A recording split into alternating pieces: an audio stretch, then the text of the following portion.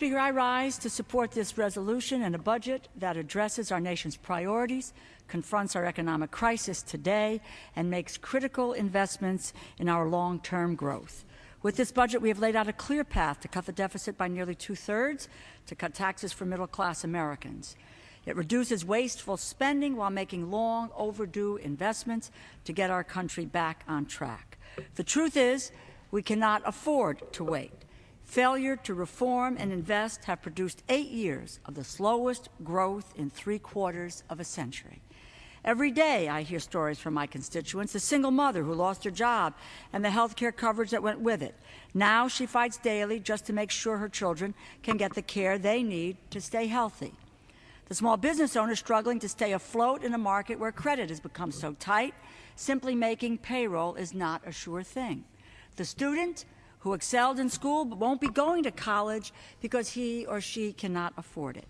And the homeowner who worked and saved and did everything right, but still finds himself or herself underwater on the verge of foreclosure.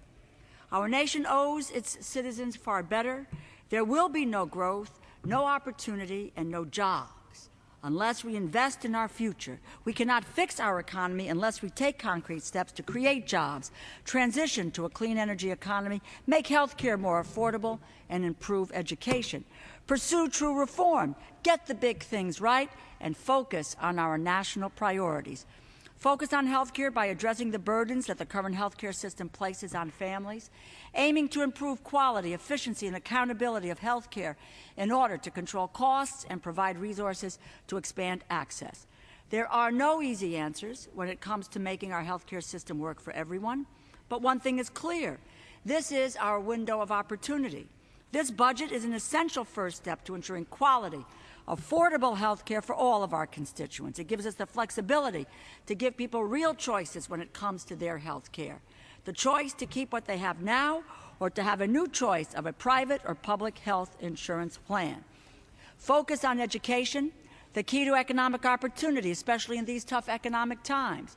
When too many of our children and adults are not prepared to compete, or when our region's workforce does not meet the demands of our employers, our entire nation suffers. This budget expands access and increases funds for early childhood education, creates a new tax credit to help cover college costs, and raising the Pell Grant Award. Focus on energy independence because from rising prices to rising temperatures to the dangerous actions of hostile regimes abroad, one thing is clear. If we do not take action, young people today, not to mention their children and their grandchildren, will face dire consequences.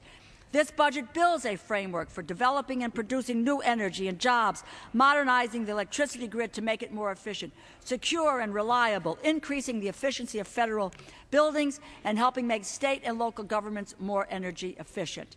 Focus on infrastructure to create jobs through transportation, energy projects, maintaining highways, rebuilding bridges, transit, and water systems.